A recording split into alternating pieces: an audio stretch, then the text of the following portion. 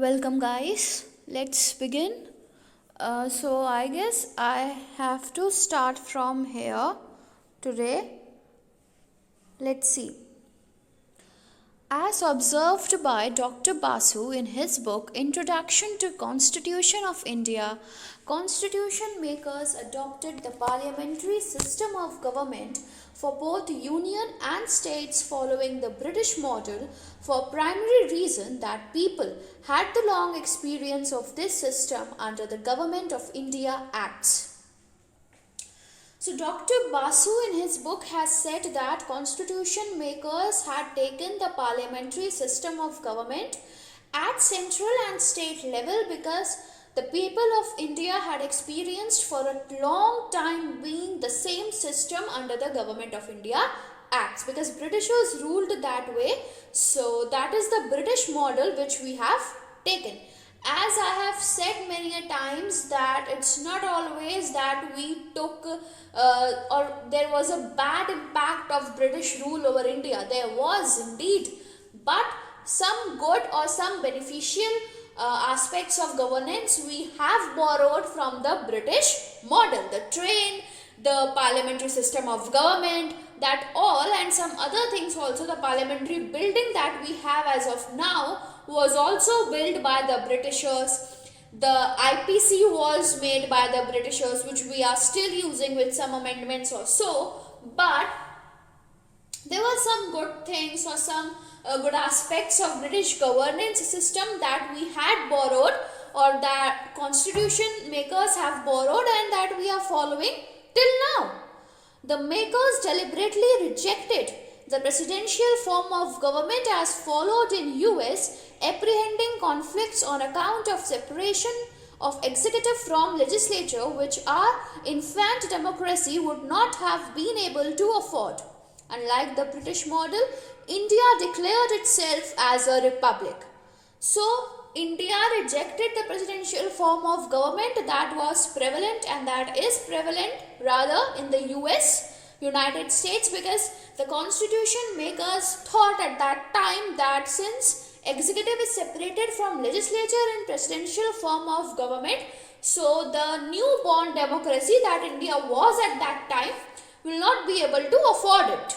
वो presidential form of government नहीं afford कर पाएगा, और ये हो सकता है कि प्रेसिडेंट अगर बार बार इलेक्ट हो तो वो अपने आप को मास्टर समझे, क्योंकि एग्जीक्यूटिव और लेजिस्लेचर बिल्कुल अलग है. यहाँ in parliamentary form of government और in the government that India is having right now, all the three organs of government, they work independently, but they are dependent also on each other. They are interrelated with each other. They are not extremely separated, right? They are independent of its work, but they are not extremely separated. So, the newborn democracy of India at that time would not be able to afford the presidential form of government as it was in the US. And British model was not republic, okay? There was a queen, and below that there was the president of the nation as it is now. But India was declared a republic. Even it is mentioned in the preamble of constitution also that India is a sovereign republic, right?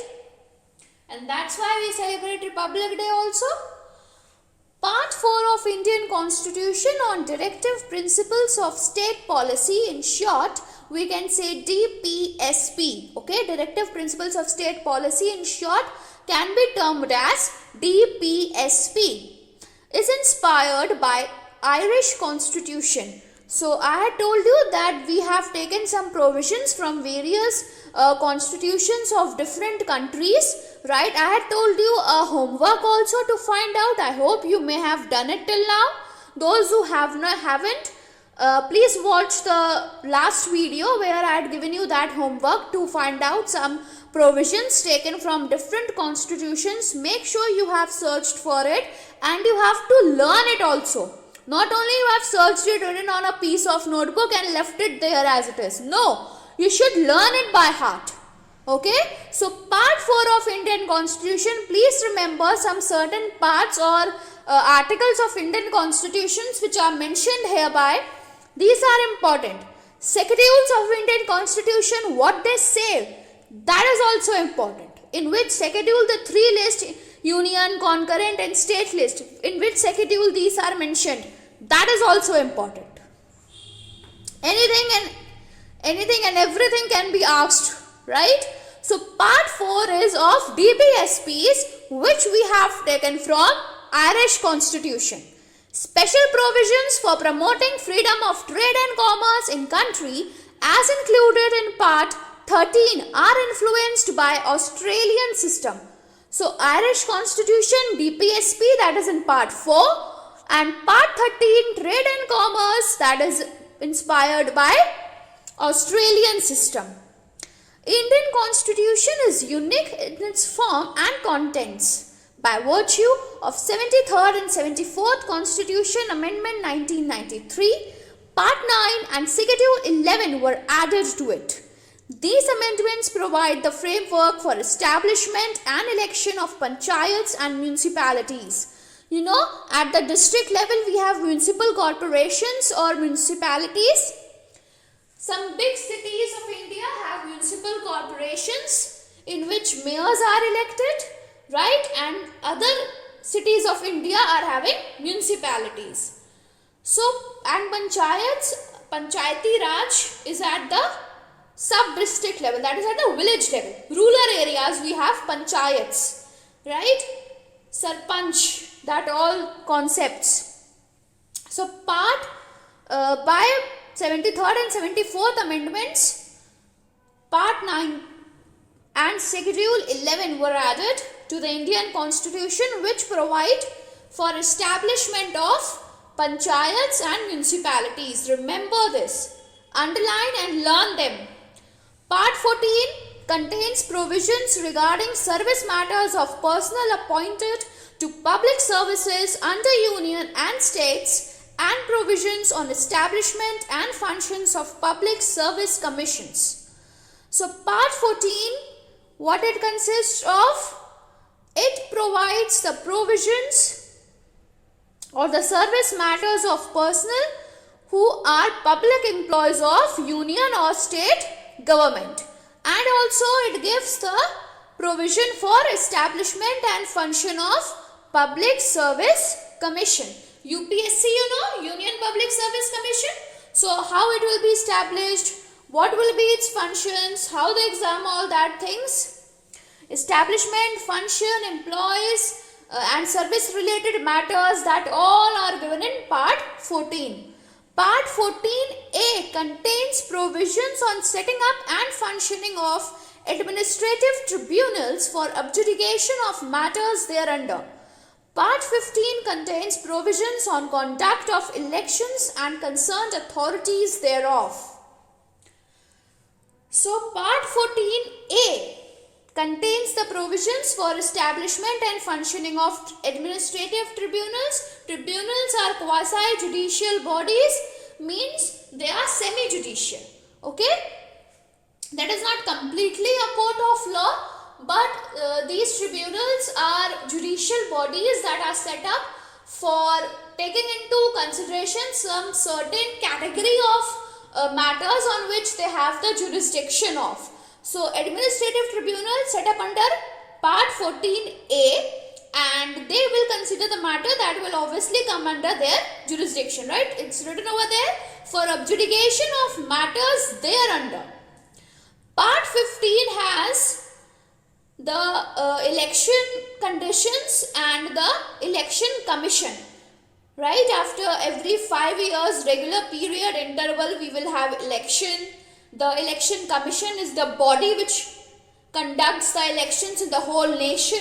So that all is in by virtue of part 15 of Indian Constitution. Please remember, let's revise what we have seen till now. Part 4 is of DPSPs, which we took from Irish Constitution, and part 13, that is freedom of trade and commerce, we took from Australian system.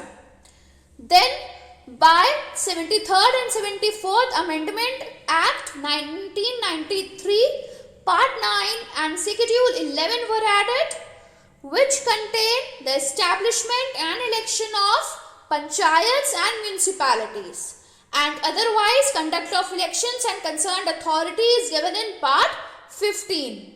For municipality and panchayat we have part 9, schedule 11, which were added by 73rd and 74th Amendment Act of 1993, and for other elections and concerned election body we have part 15. Then part 14 we have the public service related matters, union and state level, and provisions, functions of public service commission, and part 14a we have setting up of and functioning of administrative tribunals, right? Please revise it again and again and learn them by heart. You have to rote it. Our constitution is one of the longest in world with 395 original articles, 12 schedules and 97 amendments. Please check this number. This is an old record. Now we have changed number. So you have to see that. Update your information. The American Constitution is the shortest. So India has the longest constitution in the world. American Constitution is the shortest constitution. Earliest form of a constitution in world dated 2300 BC was found in Iraq. Subsequent articles were added to Indian Constitution through amendments. These have been inserted with alphanumeric enumeration so as not to disturb the original numbering. Okay, so the amendments through which few more articles are added into the Indian Constitution are inserted along with this extra mark. Like for suppose 395 अभी थे तो 396 जो article होगा वो with an asterisk लगा होगा so that it may not disturb this original numbering. Features of the Indian Constitution. Durga Das Basu in his book Introduction to Constitution of India has stated that Constitution has distinction of being the lengthiest, detailed, elaborate constitutional document in the world has so far produced. It consists of 395 articles. The additions have been given alphanumeric enumeration alongside the original article. Originally, Constitution consisted of 8 schedules. Now it has 12 schedules. Right? You can also search for it now and be more updated. So Durga Das Basu has said that Constitution of India is the lengthiest of all. It is the most detailed and elaborated version of any constitution which the world has so far produced.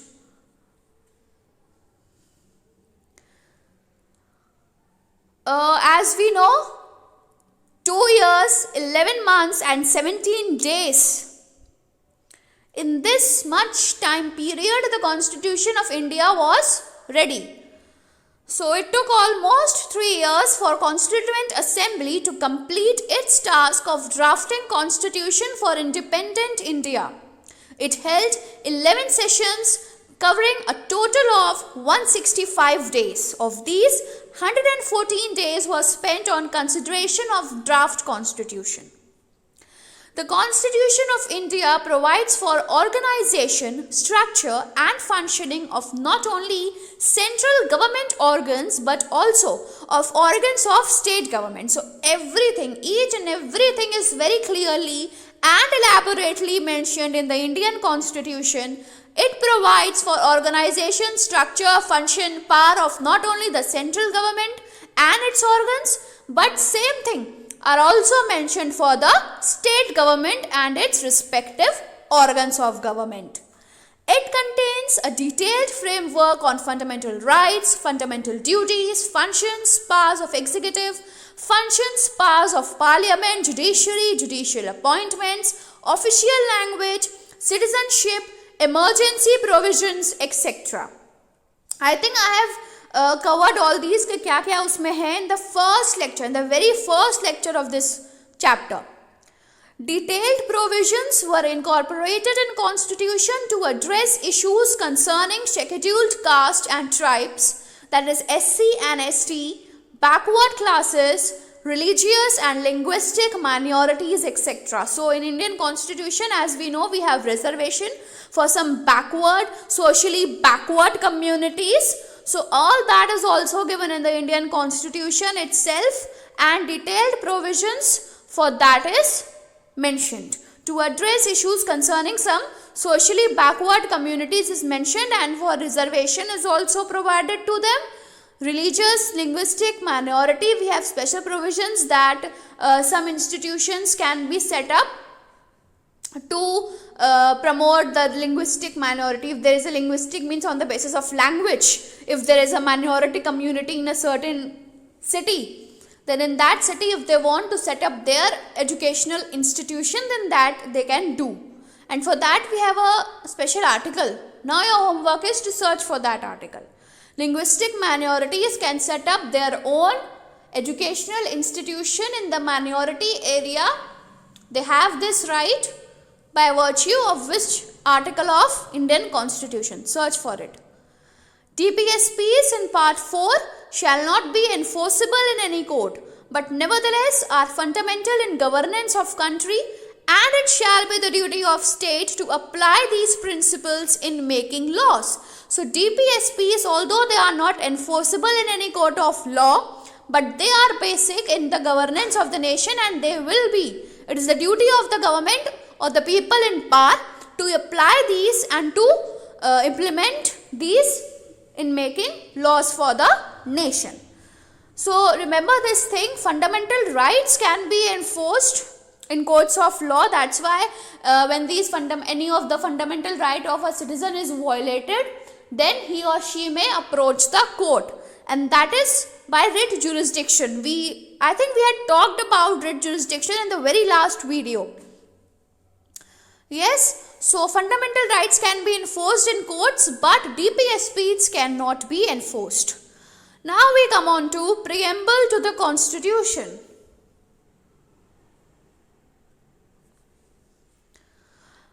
The Constitution of India starts with its preamble. Supreme Court in Fundamental Rights case, that is Keshwanand Bharti versus Union of India, held that preamble does form part of Constitution. So it is a very important and landmark judgment, and you just search for it on the Google. You will get an elaborated case that what was in this judgment. But furthermore, it talked about that, see, there was a battle that whether preamble is or not a part of Indian Constitution, but finally Supreme Court of India in its case Keshwanand Bharti versus Union of India, which is popularly known as the Fundamental Rights case, held that preamble is a part of Indian Constitution. The objectives specified in preamble contain the basic structure of Constitution. That's why this case is also known as the basic structure doctrine case. The preamble is guide to interpret provisions of Constitution. So it is an introduction part of Constitution, and whatever principles or objectives are contained in preamble, that is the basic structure of Constitution, and so it is the guide to the provisions of Constitution. Means see, introduction part में क्या होता है, एक book का अगर कोई introduction part है, so that introduction will contain that what all is given in that whole book, right? So preamble is also an intro to the Constitution, and it is also known as that preamble is the key to the minds of the Constitution makers. So preamble is the guide that how the Constitution should be interpreted, or how and what all provisions are there in the Constitution. Preamble में क्या क्या लिखा है, that is here, we the people of India having solemnly resolved to constitute India into a sovereign. Sovereign is that India is sufficient to rule upon itself, and there will be no external power that can influence or disturb or interfere with the governance system of India. Socialist means it will be a socialist country. Secular means no religion, there is no official religion of the nation, and all religions will be treated equally, and that's why it's written in further articles of Constitution that everyone or each citizen is free to follow, preach his or her own religion. Democratic because we have a democracy, republic because we have the parliamentary form of government where the head, that is the president, is elected, and to secure all its citizens justice, social, economic and political. So socially, everybody is treated equally. There is social justice means, see that justice की जो lady होती है, she is blind, है ना, she is blind folded because she doesn't discriminates anybody on the basis of what his social, economic or political status in the society is. So justice is given economically, politically, and everybody is treated equally. No discrimination is done.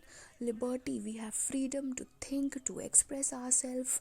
For belief, we have freedom. We have the freedom to put faith and worship on any religion that we want, or any culture, tradition we can believe in. Equality of status and opportunity, everybody is giving an equal opportunity to present themselves. That's why, for that, to maintain this equality only, those reservations are provided to the socially backward communities of the society, so that they may also come par with the mainstream society. And to promote among them all fraternity, means bhaichara, which we call in Hindi. Fraternity, assuring the dignity of individual and unity and integrity of the nation. So there is a fraternity, a friendship among all the citizens of the nation, and to maintain the unity of the country. In our Constituent Assembly, this 26th day of November, that is 26th November 1949, on this date, the Constitution was adopted. So this is what is mentioned in the preamble. Now from here I will start in the next video. Okay, thank you.